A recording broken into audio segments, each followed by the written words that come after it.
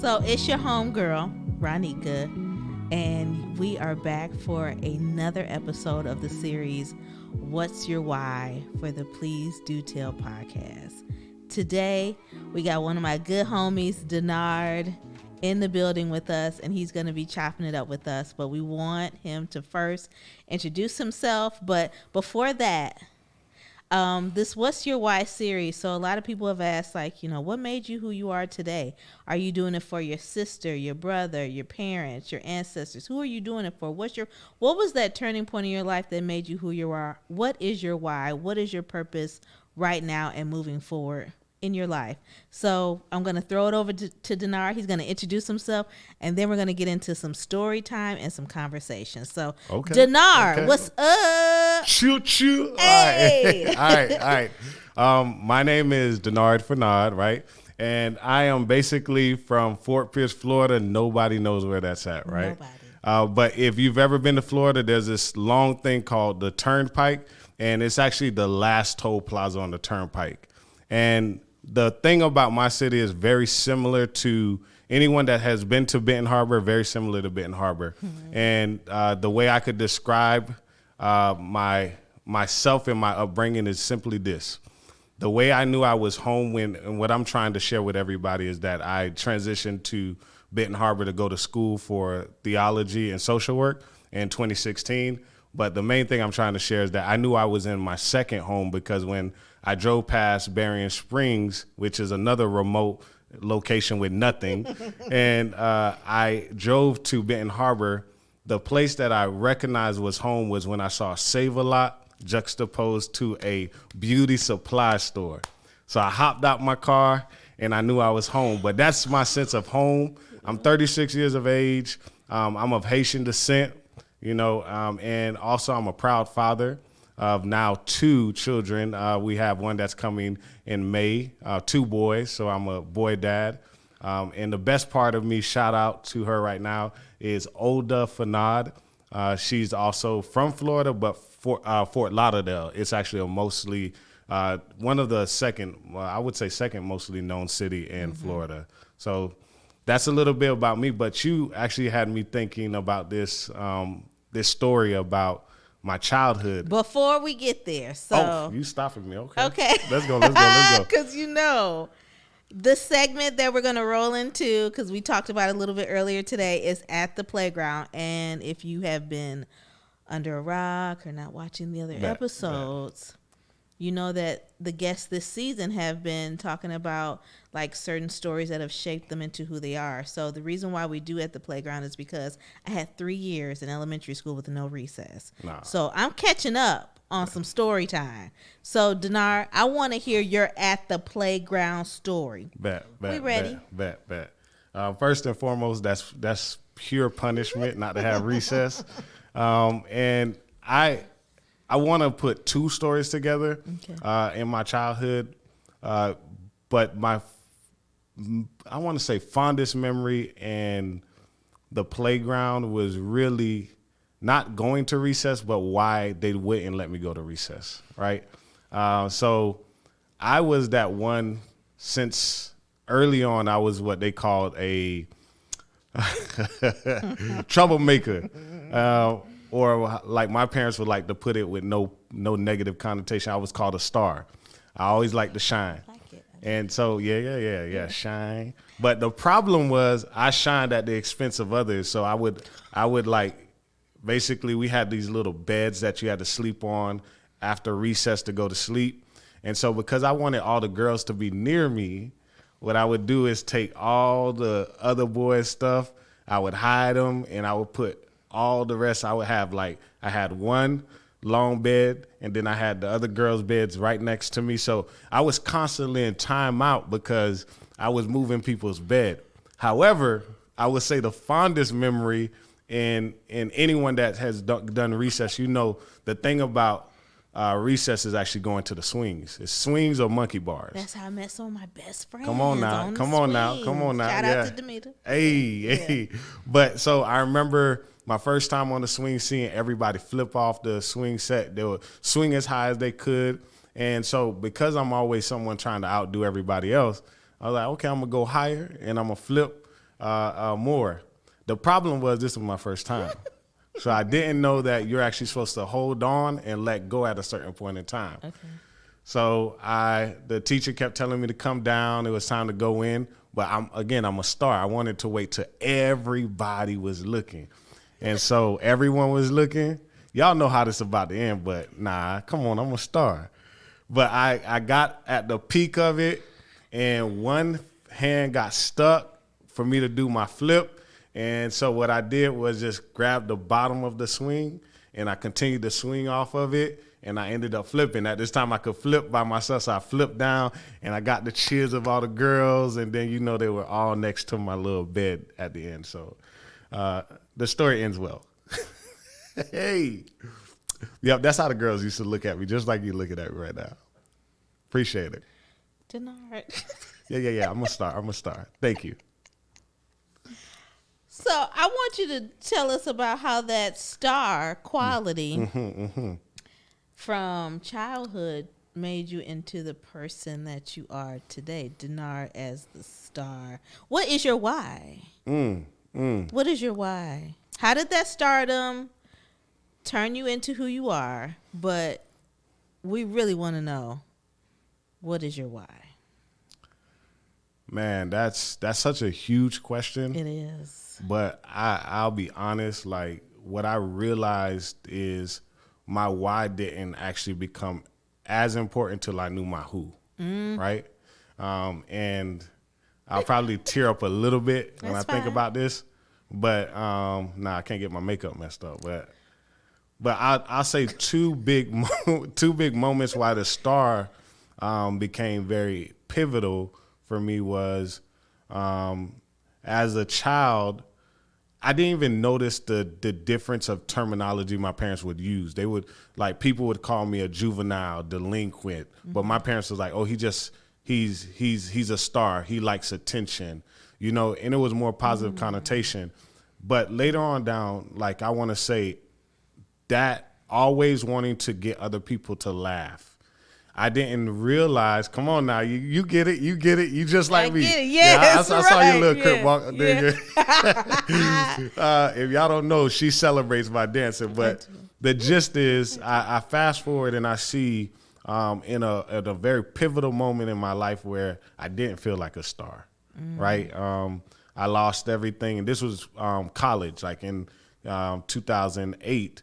I'm at a point where I feel no shine, no attention, lost everything that made sense to me. And I sought to take my life. So I had suicidal ideation, basically contemplated suicide. But what was interesting, and this is my why, when I chose to get in the car to drive it, in Tallahassee, there's this main highway, I-10. It's a straight shot.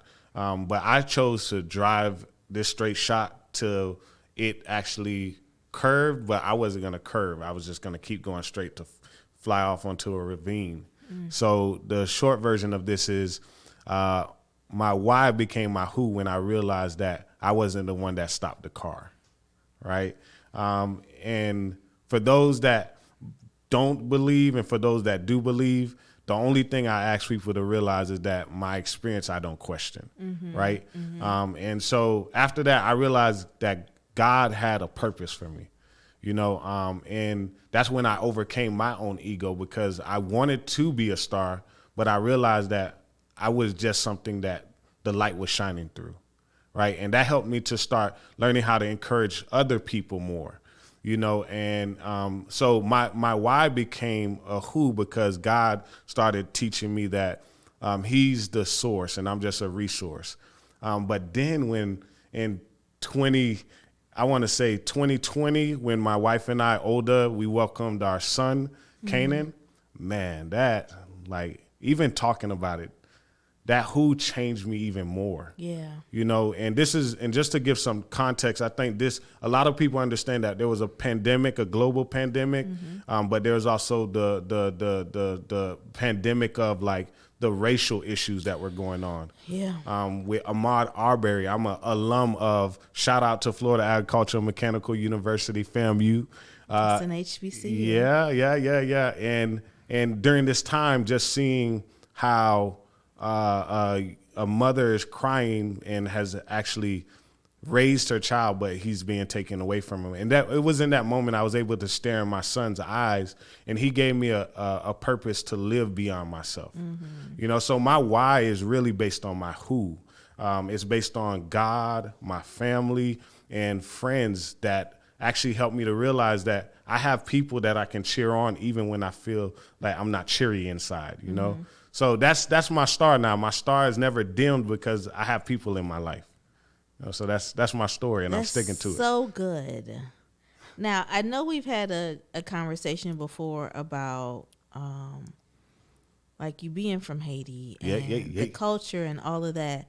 How did that shape you into who you are? Oh, man. Because you have to think it's so many of us, especially black folks, that we're like, we don't know where we came from, but it's like you have a root like this is my culture, this is who I am. Yeah. So how did that shape you into who you are? Man, you're going deep. Okay, all right. So just a point of clarification. So I'm actually so the way I introduce myself, basically I am Haitian American, or I would say I'm Black African American of Haitian descent, because I was actually born in Florida, but I take huge pride in my culture and the Haitian culture, not just because what you see historically being the first in the Western Hemisphere to actually gain its independence, but here's why I would say at the age of 12 I actually had a chance to visit Haiti. So I've been to Haiti at least 3 times minimum. The other time I don't want to recall because it was not a great time for me because I had bubble guts. So TMI, but y'all get to know the family. Y'all family right now. So But here it's a very great question, because before then I knew I was Haitian simply because during the time there was I want to say a negative connotation with Haitians. In my hood, like you're people that eat chickens, you're people that do voodoo, you know, so I didn't really take pride in it the way I do now, but I still knew I was Haitian because most people don't know Creole is my first tongue, you know, that's how I was raised. I learned all my scriptures in French, you know, as I grew, and then when I went to Haiti, man, do y'all know Black is it's beautiful. It is. Everything I saw on TV about Haiti, from the airport, Haiti, and just to give some historical context, one of the reasons it was the richest in the hemisphere, Western Hemisphere at that time, is because of sugar canes, and the industry of that it brought forth. And when you leave the airport, the very first thing you see is a field of sugar canes, right? And so you see the richness that once was, but at the same time, I saw a little kid in his diapers that a penny fell out my pocket and he's running towards it, right? And where I don't count pennies anymore. And so just fast forwarding, I'm seeing along the way when we're going to my mom and dad are from Lago Nav, and Lago Nav is the other island, right, off Haiti, because, you know, Haiti's a peninsula, and you have Haiti and Dominican Republic. And so as we're going to take this boat to go to Lago Nav, man, I'll just fast forward because this is it's gonna make me emotional. Go ahead. That's what we want to hear. I'm just gonna say, like, you see kids that don't have, like, I'm telling you, I'm being honest. In my dad's hometown, they don't have no running water. They don't have electricity. You know, I come from Florida. Like, we complain in the church about when the mics are going off. You know, when they not consistent. They come to church in full out suits, and you know that's something they spent years to have. And they come in and it's the same suit, right? But you see the kids on the side of the road, they actually have this big tire, and they don't have electricity, but they're finding a way to make power out of batteries to have light in their homes. And it was in that moment, man, I knew my people were resilient, not because of their history, but because they're not letting their present living circumstance not let them have access to more. Man, so, like, when I left Haiti, man, like, nobody could tell me I wasn't Haitian. Yeah. Nobody could tell me I wasn't Haitian. Nobody could tell me Haiti's not beautiful. Nobody could tell me, like, even the people in my Haitian community that at times would say, because you weren't born in Haiti, you're not Haitian. They couldn't tell me anymore because I went to Haiti, I saw the people, I speak the language, and I understand that I can give back to my culture. So it transformed my sense of pride. And I didn't allow someone else to tell me the narrative of my family or my people or my community. So now when someone tries to tell me about the history of Haiti, I say, you don't need to tell me, I've seen it. You know, and I am it. So that's the gist of my story. It's one thing that you just said about you speak the native tongue. Yeah. And my sister being an educator, she has students from all over the world. Come on now. And the first thing she'll tell the parents is, make sure they do not disconnect from their culture. Like, still Come on now. teach them about their native tongue. Come on now. So I want to know, especially because that was back then. Like, we're talking about now she's saying that. But back then, have you ever had a conversation with your parents about how important that has been to keep that culture alive in the household? Come on now. And then now that you and older are parents, how important it is to pass that on. Okay, man. You got to prepare me for the depth of these questions. This is as it's coming. This is as it's coming. I receive it. So even now, I think there's a constant struggle between, like, creating your own cultural context, right, in your home and being okay with it versus understanding the culture that should be passed on, right? And I think there should be a balance. Like, for example, although English is not my first language, I spent a majority of my time in the educational system of America, right? So it has, in a way, influenced me because I realized at one point in time I was asking my mom and dad, like, why don't we eat at a table, you know? Whereas my parents, that's never been their custom because, one, they couldn't afford a table, right? Okay. But two, it's you eat whenever you can because there's other things to do, right? So in the Haitian culture, I would say, like, even in the context of our liberation story, community has always been big, but two things you know about the Haitian culture that always will be passed down is food and music. Food and music. So you'll know, like, even from the viewpoint of those that are, like, not necessarily, you'll hear compa music, which is more secular, but it's actually our music for carnival or you have in the church. It's the same way with us, like, praise and worship music. We got louange. Like, if you're in the church, you have croisades, which is crusades. That you have to have these things passed on because, like, even when, like I told you, I learned my scriptures in French, and they hit a little different than the English translations. Because in even the Creole, you see the people emote the language with the emotions of their experience, you know, and so as a person that has learned to, I don't just preach in English, I preach in Creole as well, you know, so it's a total different experience. So if you don't pass these things on, what happens is you increase the chasm of curiosity, but it's never met, you know, because, like, the way Canaan loves Florida, right? It's not just because he loves Florida, it's because he loves the culture that's in his grandma's home, right? He loves the smell of the food, you know. Canaan didn't want to eat none of these pre-made puree stuff. Like, when it came to Haitians have this, anybody that, whether you're Haitian or you're associated with Haitians, there's a rice that we make that anyone knows that cannot be duplicated, cannot be competed with. It's called Dijonjon, which is like mushroom rice, right? Basically. So it's a blackened rice. You can make it with pigeon peas. You can make it with green peas.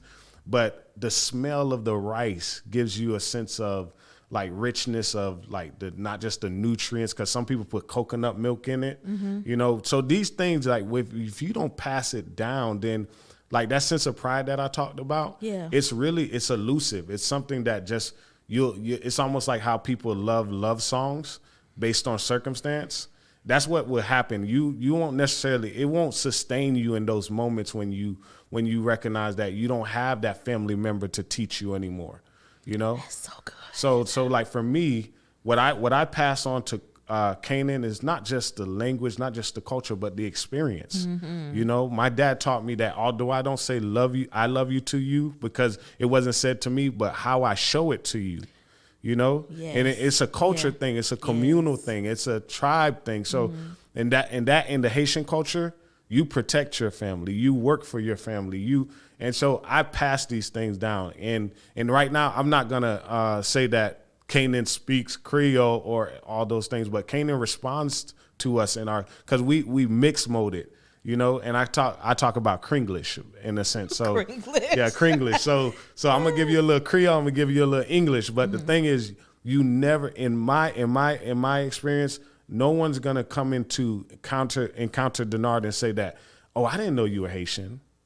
You know what they're gonna say, man, I got Haitian friends, and I'm glad you told me that. Yeah. And so that's my goal. Like with anyone I encounter, that you know a little bit about the experience, even if you don't understand the culture. So, Sir. Ma'am. Woo! Usually. What the beautiful thing I could say about this series is that I'm learning so much about culture when it comes to everyone that I've been able to interview. It's been it's been a beautiful experience. Come on now. It's like a little masterpiece. It's been beautiful, right? It's okay. So I know as we're going to be close to wrapping up, and at the end I usually say, what are your final thoughts? Not like Jerry Springer's final thoughts, because those used to go left a lot. I got a couple of those. Yeah, so as we're wrapping up this conversation that we're having, what would be some big takeaways for the audience or even for yourself to share with everyone about your why and how to just keep pressing forward? You can give me a second. Well, while you think about that, I do want to shout out your wife, okay? I know I've said it to you before. I know I probably said it on a couple of occasions, but the way that she shares you with everyone just speaks to how amazing she is. So I thank God that you said yes to this man. Thank you for sharing him with all of us. So Praise God. while you were thinking about that, I did want to give you a shout out to her. Yeah, shout out to Oda, shout out to Canaan, For sure. and shout out to baby coming May 22nd.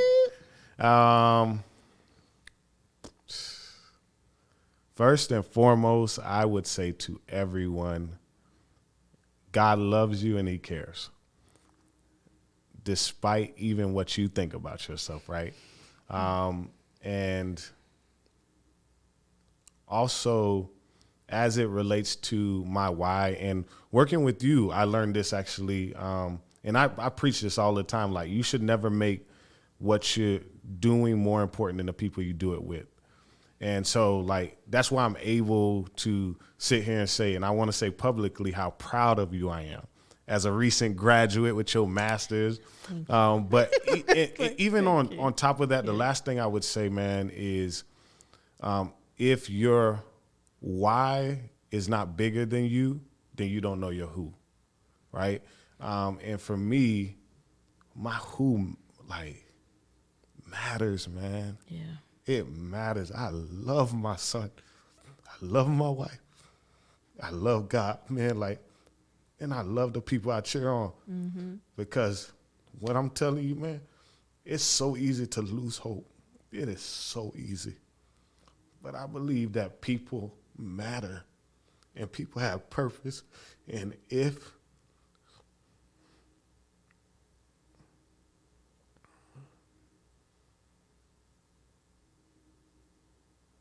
I'm going to say this. Oh man, I didn't want to cry.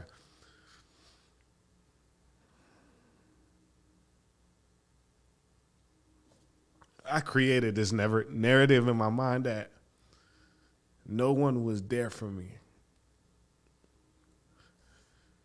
But when I reflected, RJ, on my experience, man, Laura Katina Hamilton, I'm telling you, like, every time I wanted to give up, it was a black woman that invested in me. Laura Katina Hamilton, I recall this, and I just want to share this before we go. professionally, I was about to have an experience where it was a breakdown. I moved from financial aid. If anybody knows things with school, financial aid typically be where most of your black servants are. Yes. Right? Yes. So that's where where all the angels at. Come on. Yeah. And then I got promoted within a year and a half. Laura Katina Hamilton, she saw me. She said, she's the assistant director. She's supposed to be the one speaking at orientation. She said, I want you to speak. She didn't know me. But she saw something in me. And eventually we become friends, and I learned the difference between a boss and a manager with her. But I went down to another department, Student Financial Services, and it was predominantly white, but that's when I knew I was the only black person, right? And I don't know if you've ever been in a position where someone makes you feel bad for doing good, but that's where I was constantly in. Yeah. All the students wanted to come to me. That was a problem. And fast forward, I go to Laura Katina Hamilton, and she taught me something. She was busy. Everybody was calling her name. And she said, Denard, just give me 10 seconds. I'm going to come right up, and I'm going to meet with you. She stopped what she was doing. She made me feel important. You hear me? Yeah. I came up to Berrien in 2016, and she died in a tragic accident. But the imprint she put on my life has taught me that when you take time with people, make sure they know that they're important. Make sure they know that they matter. Because time is not promised. Yeah. And RJ, you matter. You matter. And everyone that's listening matters. And I'm OG, I don't cry. Shoot, I'm OG. That's my why. I've been crying. That's my why, man. I've been loved upon, and I hope that people experience love like the way I've experienced it. That's my why, man. Man. Yeah. So, Denard, thank you for just being who you are.